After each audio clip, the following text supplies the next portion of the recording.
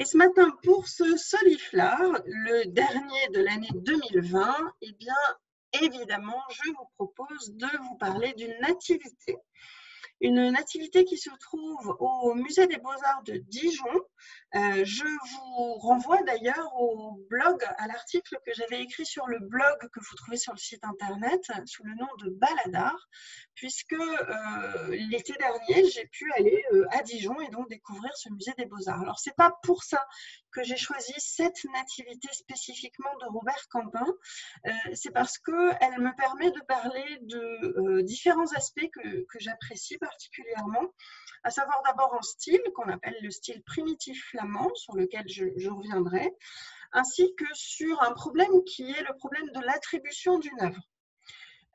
Cette œuvre-ci que vous voyez présentée devant vous, c'est une œuvre qui date, vous le voyez, des années 1420-1425.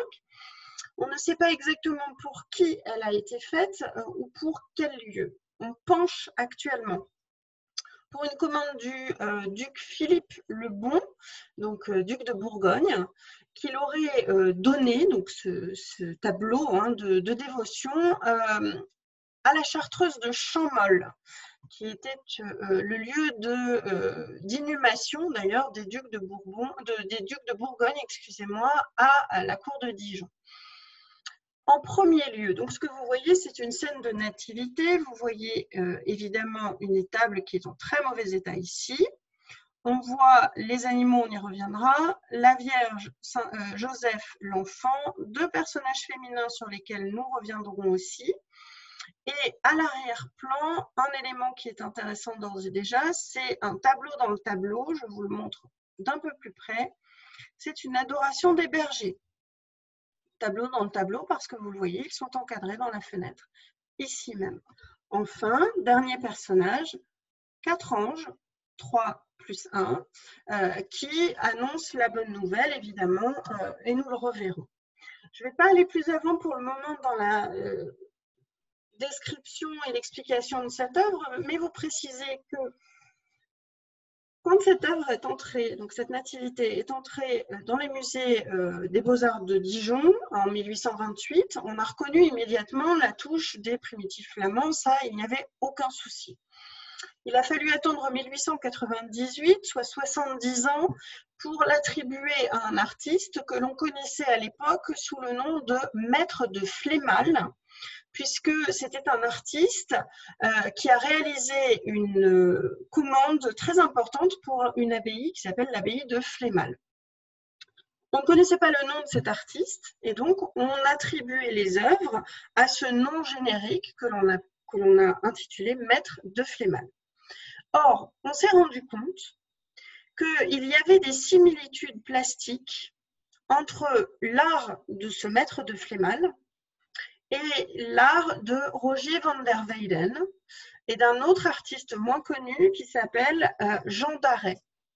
Or, aussi bien pour van der Weyden que pour Daret, on a des inscriptions, des textes qui nous indiquent que l'un comme l'autre ont été des élèves d'un artiste qui s'appelait Robert Campin. C'est ainsi que l'on a pu attribuer en 1909 sans preuve, mais attribuer un nom au Maître de Flémal, il s'agit donc de Robert Campin, peintre flamand qui travaille donc pour les ducs de Bourgogne, ce qui est logique, le duché de Bourgogne s'étend dans le territoire flamand, donc en fait ce qu'on appelle, c'est la France du Nord actuellement, cette zone-là. Voilà une autre œuvre de Robert Campin, là c'est Robert Campin et son atelier, je vous le montre simplement pour que vous constatiez les caractéristiques de ce qu'on appelle les primitifs flamands, avec ce souci de la représentation des visages, un souci de la mise en perspective qui est encore parfois un peu gauche. Pour ce qui concerne l'Annonciation, ici, c'est assez évident. Et pour le Saint-Joseph Charpentier, vous voyez qu'on a une belle mise en abîme du paysage urbain à l'arrière-plan. Je reviendrai évidemment sur ces notions-là. Primitifs flamands, ce sont les artistes qui travaillent dans les Flandres au XVe siècle. C'est-à-dire les premiers à mettre en valeur cette utilisation de la peinture à l'huile. Alors, c'est Giorgio Vasari qui a estimé au XVIe siècle que Jan van Eyck était l'inventeur, entre guillemets, de la peinture à l'huile. Ce n'est pas du tout le cas, hein. On utilise déjà de l'huile comme liant pour les pigments au XIIIe siècle. Mais Van Eyck a porté cette technique à un degré de perfection qui a laissé penser pendant longtemps qu'il s'agissait de l'inventeur de cette peinture à l'huile. Pas du tout. Robert Campin, lui aussi, travaille à la peinture à l'huile. Hein. On est à peu près à la même période, bien sûr. Revenons-en à notre nativité, qui paraît être une nativité, somme toute, assez basique, assez habituelle, et qui, en vérité, est bien plus complexe que ce qui paraît au premier regard. D'abord parce que vous avez en fait deux scènes en une déjà, puisqu'il y a bien une nativité ici. On voit la Vierge et Joseph entourant l'enfant. Une nativité qui est présentée un peu bizarrement, regardez bien, d'ordinaire, le bœuf et l'âne, donc on voit bien le bœuf et on aperçoit l'âne ici. Ils ne tournent pas le dos à la scène. Hein. Normalement, ils sont tournés vers l'enfant et ils réchauffent d'ailleurs le nouveau-né de leur souffle. Là, ils tournent clairement le dos à la scène. Donc, on a bien la nativité qui est relatée dans les évangiles et on a l'adoration des bergers, donc deux scènes en une. En revanche, on a l'ajout de ces deux personnages sur lesquels je reviendrai tout à l'heure, ce qui veut dire qu'on a trois scènes en une, ce qui est typique de l'art médiéval. Donc là, on a encore une forme d'archaïsme dans cette représentation de la nativité. Cependant, regardez bien comment Robert Campin utilise tout son tableau, c'est bien peint sur bois, hein, bien sûr, tout son tableau pour montrer qu'il maîtrise la perspective, comment il met finalement ce personnage féminin de dos face à un autre personnage que vous voyez de face, ce qui donne un élément de perspective supplémentaire. Vous avez là une mise en scène avec une perspective légèrement en contre-plongée, nous sommes légèrement en surplomb de la scène, qui est en fait héritière de ce type de représentation de la nativité que vous voyez ici dans les traits régisseurs du duc de Berry. Donc c'est le folio 4 verso qui représente la nativité réalisée par les frères Limbourg. Comment retrouve-t-on des éléments similaires? Eh bien, vous voyez la Vierge et Joseph, et vous voyez les bergers qui sont ici. De même, on retrouve les anges qui sont présentés 3 et 1 dans cette scène. En revanche, vous voyez qu'au niveau de la perspective, ce n'est pas encore très maîtrisé hein, ici, chez les frères de Limbourg, bien sûr. Il y a une forme presque italianisante de la représentation de l'œuvre hein, chez les frères de Limbourg. Si on en revient à la nativité qui nous intéresse, voilà d'abord un premier détail. La nativité, excusez-moi, au sens propre, avec ici une représentation. Alors d'abord, l'enfant, il est nu, hein, comme chez les frères de Limbourg. Et vous voyez qu'il y a cette auréole hein, autour de lui. On peut aussi le représenter un peu vêtu d'un linge tel que c'est indiqué dans l'Évangile. Cependant, ici, non, il est nu. Et vous voyez que la Vierge a les cheveux roux lâchés et qu'elle porte une robe blanche ainsi qu'un manteau blanc sur lequel la broderie dorée est en fait un texte, c'est une prière hein, qui est indiquée ici et qui renvoie d'ailleurs à Philippe le Bon vraisemblablement. Alors, qu'est-ce que ça nous indique ceci? Eh bien, ça nous indique d'abord que ce geste, hein, c'est un geste très spécifique, c'est la Vierge bénissante hein, elle-même. Mais le vêtement de la Vierge est particulier. D'ordinaire, son manteau est bleu. C'est le bleu céleste. Or, ici, Robert Campin nous donne à voir ce que Brigitte de Suède, qui est devenue sainte, a vu. Brigitte de Suède s'est rendue à Bethléem et elle a visité la grotte de la Nativité en 1372 et elle a eu une vision en entrant dans cette grotte et dans cette vision elle a vu la Vierge entièrement vêtue de blanc, cheveux défaits tels que vous la voyez représentée ici. Donc Robert Campin nous donne à voir l'interprétation de la Nativité par Sainte Brigitte de Suède. C'est d'autant plus probant lorsque l'on voit Joseph, alors évidemment Joseph est là, hein, juste à côté, et vous voyez que Saint Joseph tient une petite bougie, un petit cierge en fait dans la main, et qu'il protège la petite flamme de sa main droite. Alors il la protège évidemment du vent, mais tenant ce cierge, il renvoie à un fait, c'est que Jésus est né dans la nuit. Là, nous sommes dans une scène diurne. Donc, ce cierge rappelle que l'obscurité fait place à la lumière, puisque la naissance de Jésus chasse l'obscurité et apporte la lumière. Là encore, Robert Campin renvoie à la vision de Brigitte de Suède, puisque c'est elle qui, la première, a décrit Joseph tenant le cierge comme symbole de la lumière chassant l'obscurité. Troisième élément important dans cette nativité de Robert Campin, c'est la présence du paysage. D'ordinaire, l'arrière-plan d'une nativité, à l'époque où nous sommes au tout début du XVe siècle, c'est en fait de l'or, de la feuille d'or, pour montrer le caractère céleste, évidemment, de la scène auquel on assiste. Ici, Robert Campin développe très clairement, vous voyez ce paysage, qui est un paysage très détaillé, qui utilise pour montrer la perspective un chemin qui serpente.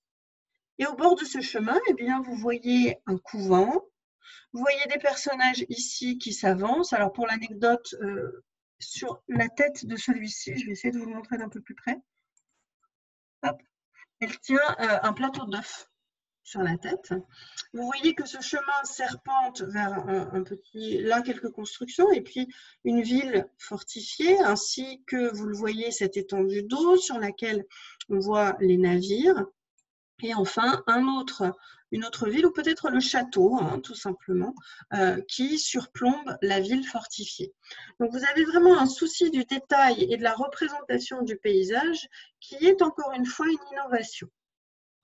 Enfin, dernier élément qu'il nous faut aborder, ce sont ces deux figures féminines qui sont, vous le voyez, très richement ornées et qui n'apparaissent pas dans la description de la nativité dans les évangiles. Non, en revanche, ça apparaît dans les écrits apocryphes. Je rappelle que les écrits apocryphes ne sont pas forcément des faux, ce sont des textes qui ont été rejetés par l'Église, rejetés non pas comme, encore une fois, comme faux, mais comme ne faisant pas partie des textes qu'il faut mettre en valeur et considérer comme la véritable histoire de Jésus. Donc, dans un de ces évangiles apocryphes, eh bien, on précise que pourquoi Joseph et Marie se trouvent-ils à Bethléem? Parce que tout simplement, ils ont eu ordre, comme tous les autres juifs, de se faire recenser à Bethléem. Et donc, ils se sont rendus dans le lieu où ils doivent être recensés. Et arrivés à Bethléem, Marie a été prise des douleurs de l'enfantement. Et Joseph, dans cet évangile apocryphe, est allé trouver une sage-femme, qui est celle qui est ici, de dos, que l'on appelle Zélémie ou parfois Azel, qui, à son tour, a cherché une autre sage-femme que vous voyez ici, qui s'appelle Salomé. Donc, les sages-femmes sont venues aider la Vierge.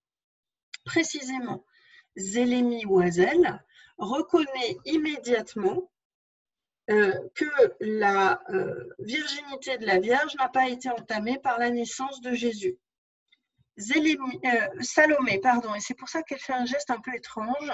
Salomé, et c'est indiqué dans son phylactère, ne veut pas reconnaître la virginité de la Vierge sans l'avoir vue.